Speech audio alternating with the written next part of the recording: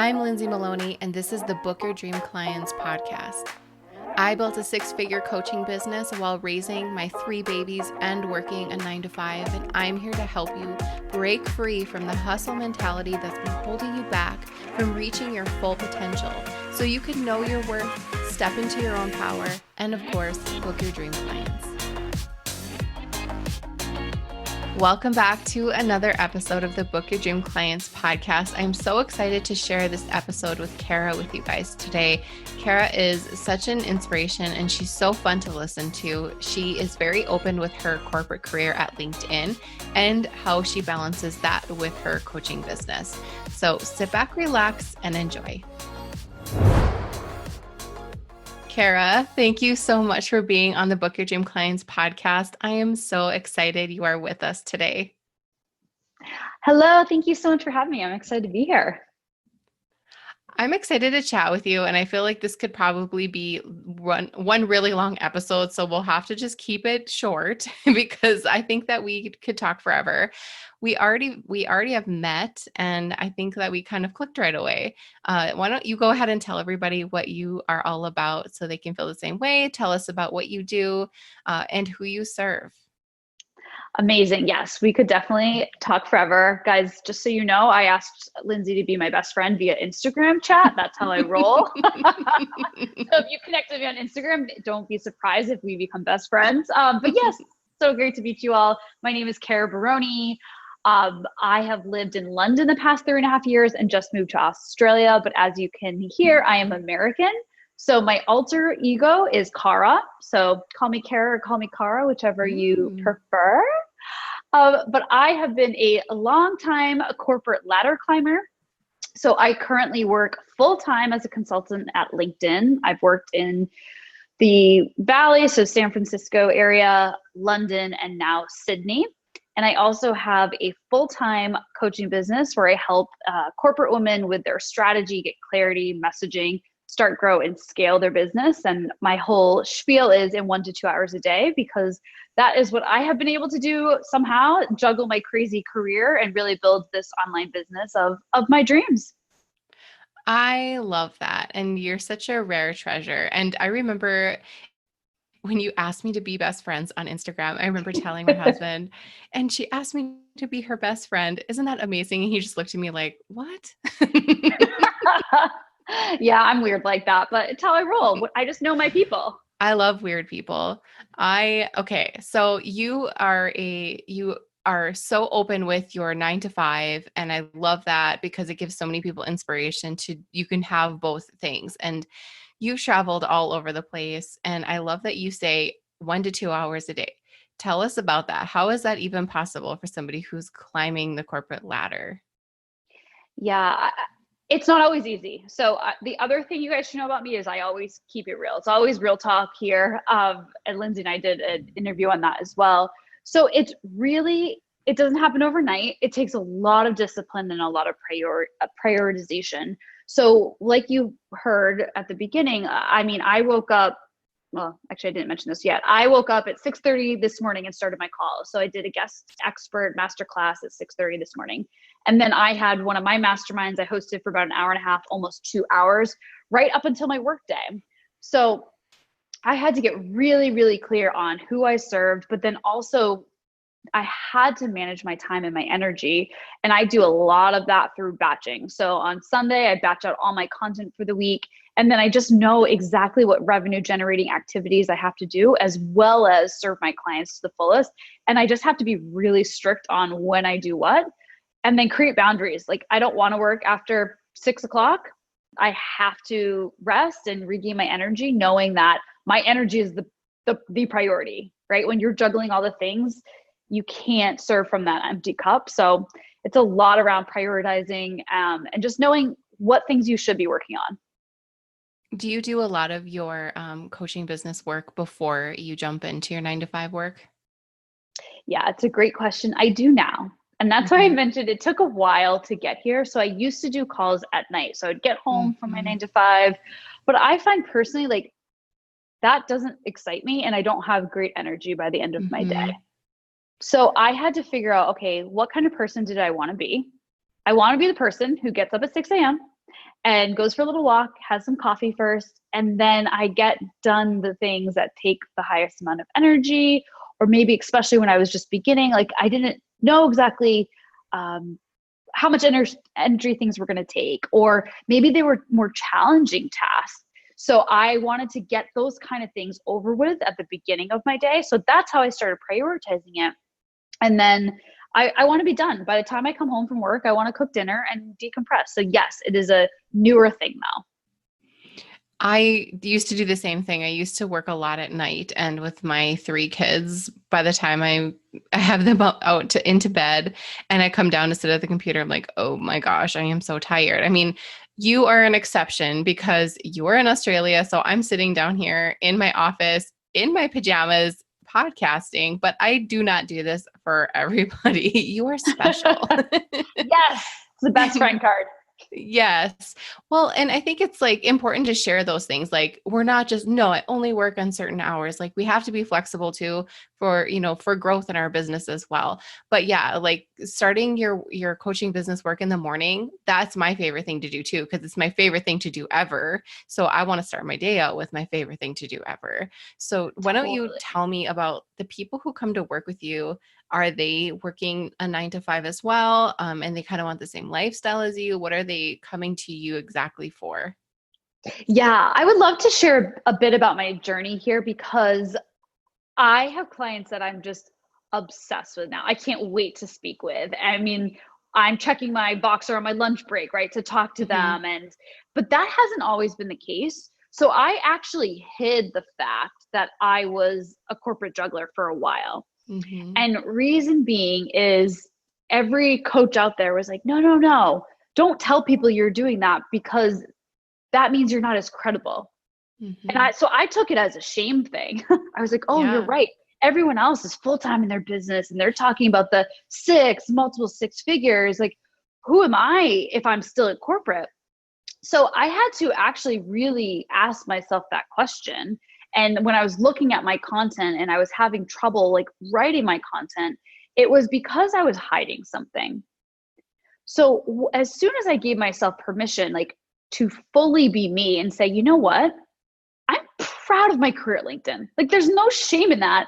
And the fact I literally have a full-time coaching business, that's actually miraculous, not shameful. Hmm. So it was actually so much self-acceptance around that. And I swear to you, Linz, like the second I did that, I started attracting a whole nother caliber of women who were just tenacious and driven. And that I would say 90% are corporate women. And they're either juggling both or they're right ready to leave their corporate job. And because I was finally aligned with my truth and sharing both, doing both of these things, I really started attracting even a higher caliber of women.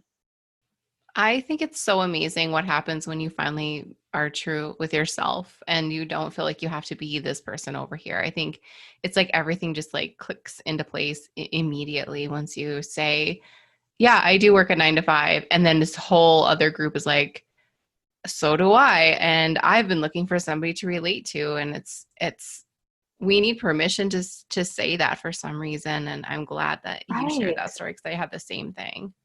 Right. It's because Instagram tells us this one story, and it looks like everyone Mhm. in the world is so successful and there's never anything challenging or wrong.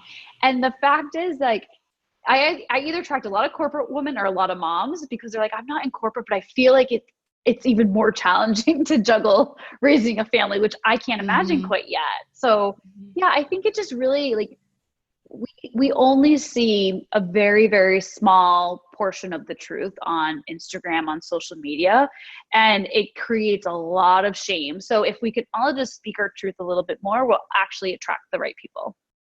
That just goes for everything in life. Just speak your truth. And the people who are online all day long, showing up live, showing every little second of their lives, that's great for their people. I don't align with that because I can't possibly do that.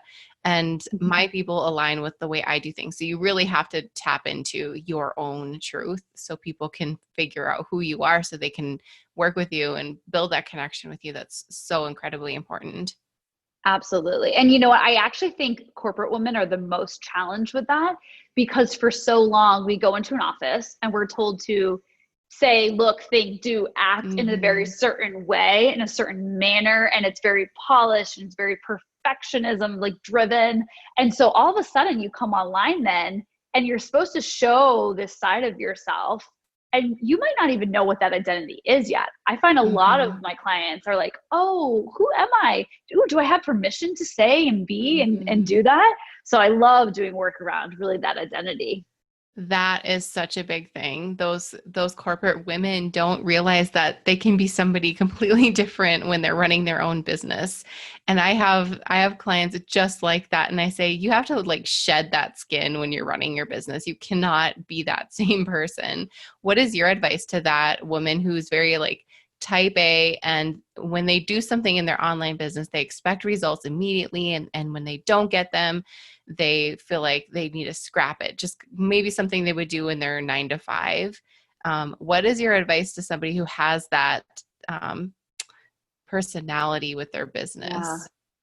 Yeah, I think it's like if you're like that type A, that driven, and usually in corporate, you can do something for a quarter, 2 quarters, it shows, results Hmm. are there, you get promoted. And so you're used to that external validation that you're good enough to do it. So I think it's to not be scared to just start messy, do it messy, and know that the results will always happen in 90 days plus increments. So the things that we're doing now are actually, you're not going to really see the fruits of that labor for at least, like most businesses run in 90-day cycles. So just knowing that consistency, it's literally the same thing as you showing up for work every day. You have to show up. You don't show up because then you're going to get fired. But most people think suddenly online is completely different. So you have to be consistent. You have to be super, super clear in your messaging and in how you help. But really, I think the deeper understanding comes down to like worthiness and imposter syndrome is knowing that everyone feels that way when they get started. Hmm. Everyone. There's no exception to that rule. So it's the same thing as when you start a job in corporate, right? On the day one, oh my gosh, I just, like when I started LinkedIn, I just moved to Silicon Valley. I'm surrounded by all Ivy League school grads. I'm like, why am I hired? Oh my gosh, I'm going to fail. I can't open my mouth in front of these people. Like they're so smart. Who am I? And it's Hmm. remembering like you're hired for the job that you can conduct, not from where you are day one. No one expects you to know all the things day one in your job. There's a ramp period. And just know that everyone feels that way. And that's completely okay. You're going to figure it out as you go. You're resourceful. That's amazing advice. And I thought of an analogy because I come up with random analogies, and I compare it to, an online entrepreneur who sets up their business, their website, and they have all those visual things, the fun stuff. And then they're expecting all of these people to come in to their so-called office.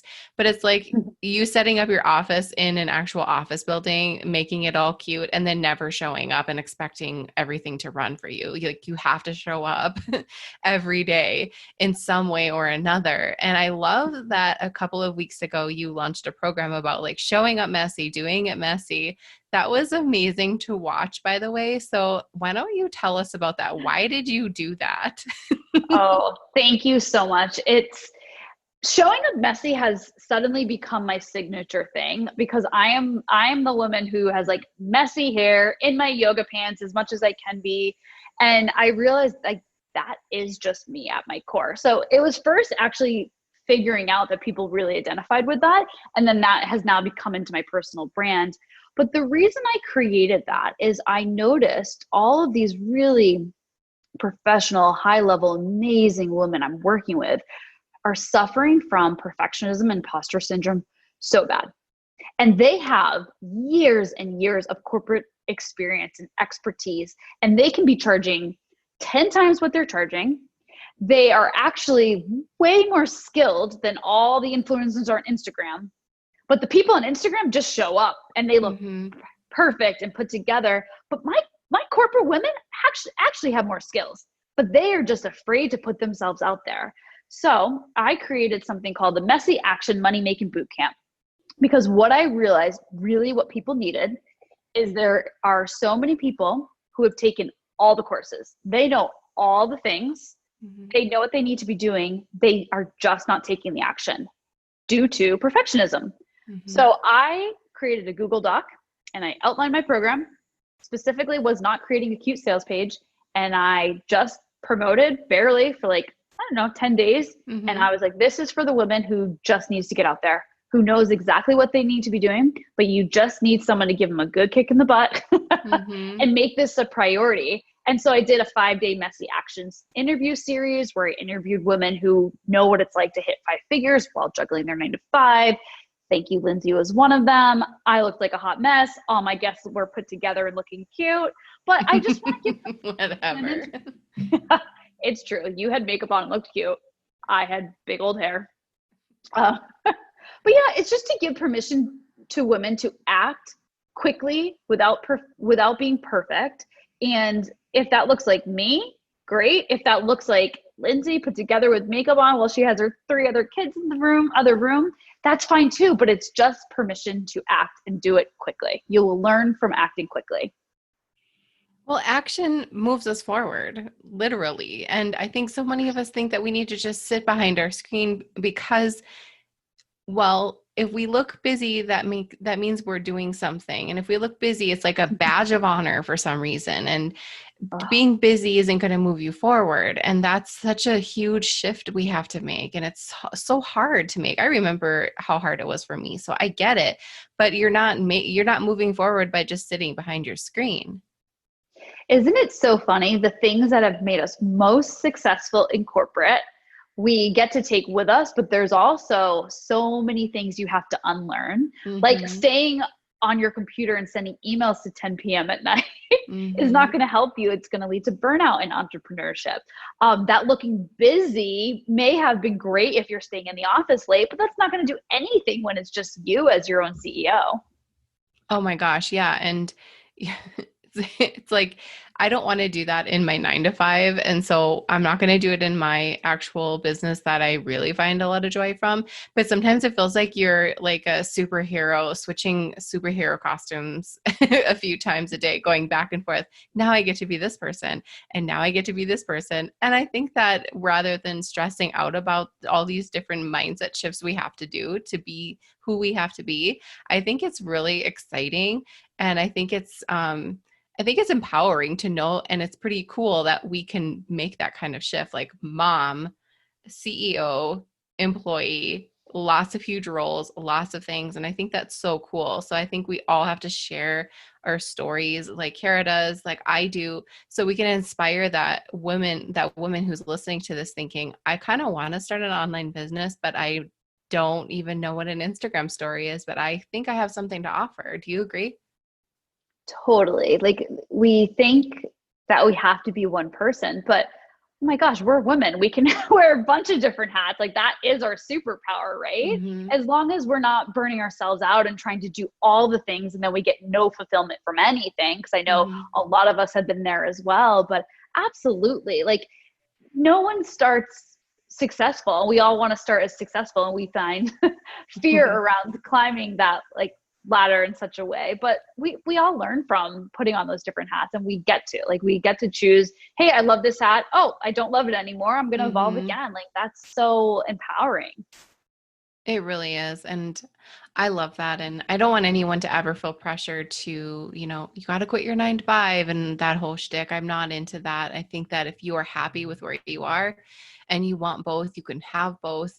But like Kara said, you got to set boundaries and you got to really pay. I'm like, she messaged me tonight and she said, her meeting's going to last longer. I don't want you to have to stay up too late. And I think that was like so nice of her to say, because she knows I'm in a completely different time zone than she is.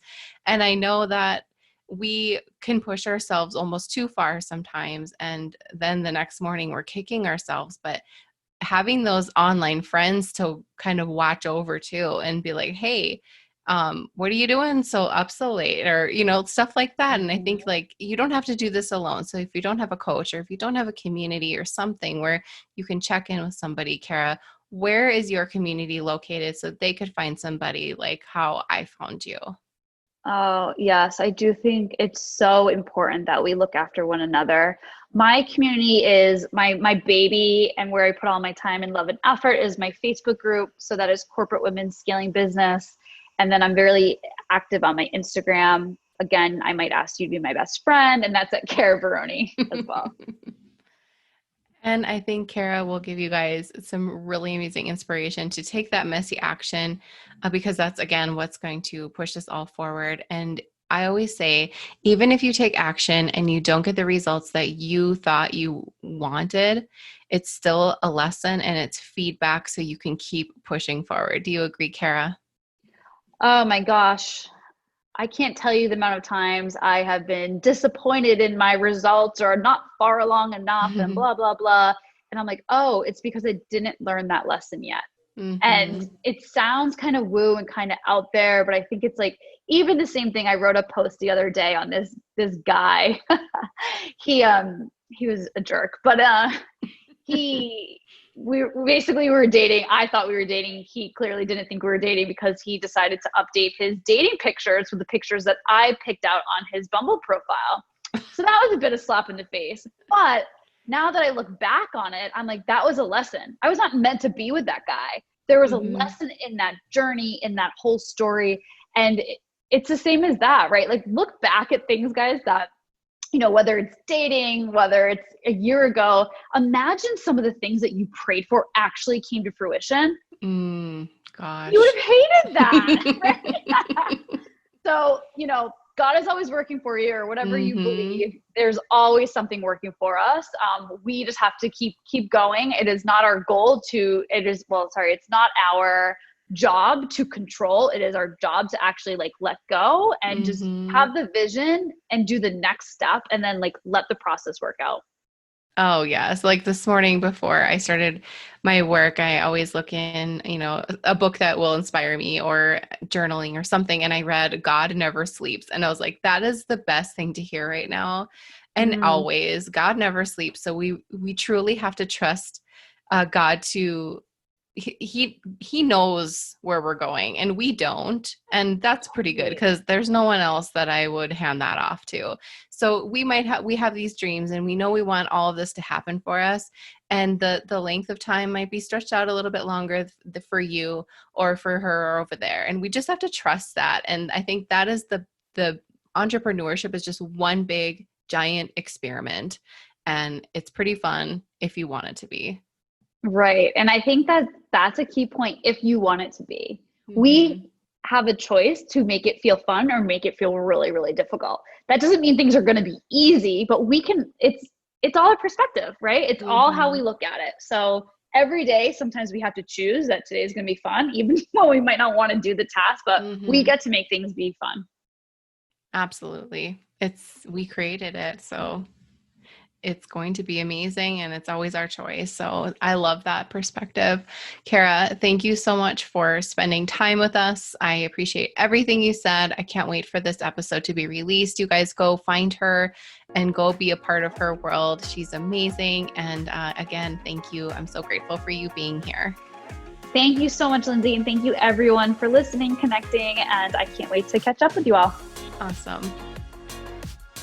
Thank you so much for listening to this episode of the Book Your Dream Clients podcast. I am so grateful for you, and I want to be sure you are a part of my free community. Go to dreamclientcommunity.com and join our free Facebook group. We have all kinds of cool things happening every single day, so don't miss out. Also, if you love downloading freebies, check out my freebie vault on my website by going to lindsaymaloney.com, selecting freebie vault, and there you can download all the things that will help you start and scale your coaching business. And if you're feeling extra generous, be sure you hit that subscribe button so you don't miss the next episode.